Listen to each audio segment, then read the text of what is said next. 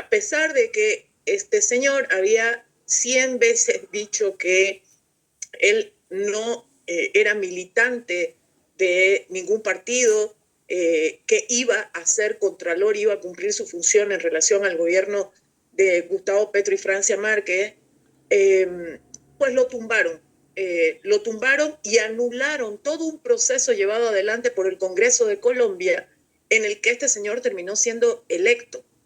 Eh, es decir, eh, anulan la acción legislativa.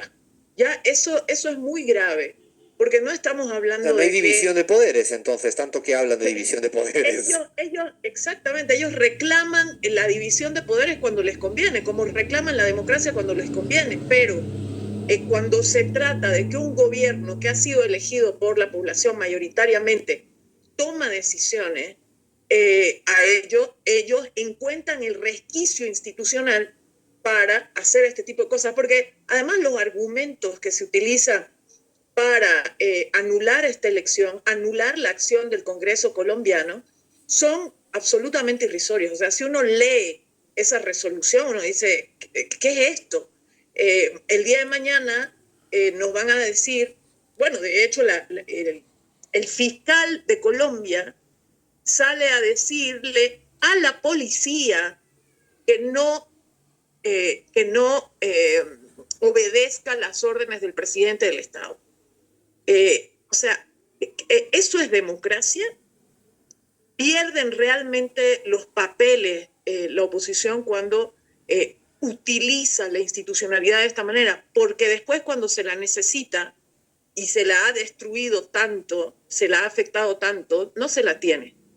No, pero además, Gaby, en esa pregunta que tú haces, yo añado otra. ¿Es democracia cuando una revista crea un marco sin ningún tipo de prueba, planteando que hay una cuestión con una niñera de la jefa de gabinete, imagínense, y es la excusa para que cierto poder judicial intervenga y allanen oficinas del Palacio Presidencial de Nariño?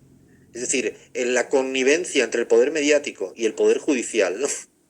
O cómo el Poder Judicial, como tú bien dices, fagocita competencias del Poder Legislativo, estamos en un momento donde se están reconfigurando, no solo en Colombia, sino en buena parte de los países de América Latina, cuál es el weight, el peso, mejor dicho, las ponderaciones que tienen los diferentes poderes. El ataque es absolutamente tremebundo contra la figura de Gustavo Petro, e insisto, porque todo parte de una telenovela, literalmente una telenovela, en relación con que le robaron plata que tenía en su casa, que además no era ni siquiera una cantidad de plata tanto como han querido armar a esta persona, a la jefa de gabinete, y a partir de ahí se dan, ¿no? Porque además funciona la máquina de la verdad en Colombia, no sé si lo sabéis, yo no lo sabía, de hecho me quedé sorprendido, absolutamente estupefacto, en que esto es institucional, es legal, y se arma una novela, claro, con el objetivo de destruir a todo el mundo. Utilizan luego al embajador Armando Benedetti,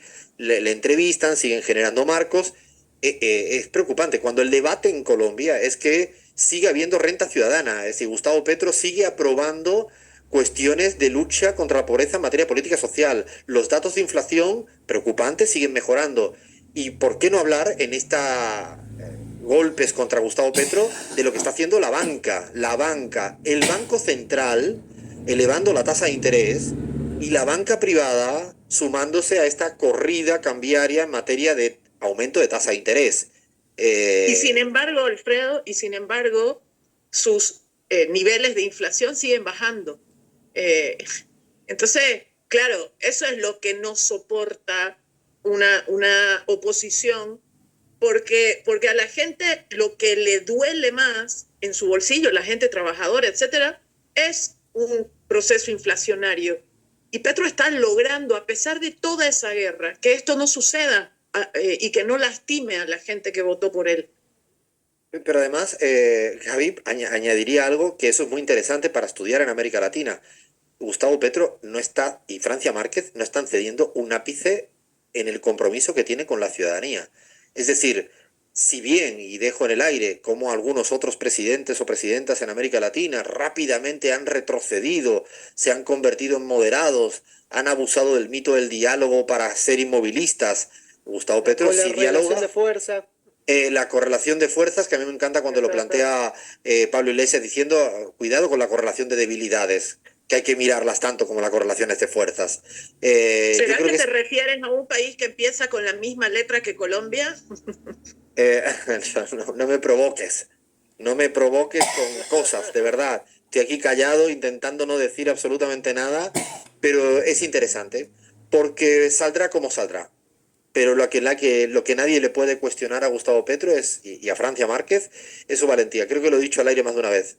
En una reunión con Francia Márquez me dijo una frase que no se me va a olvidar. Es Colombia cambia porque cambia. Al menos la voluntad política es determinante.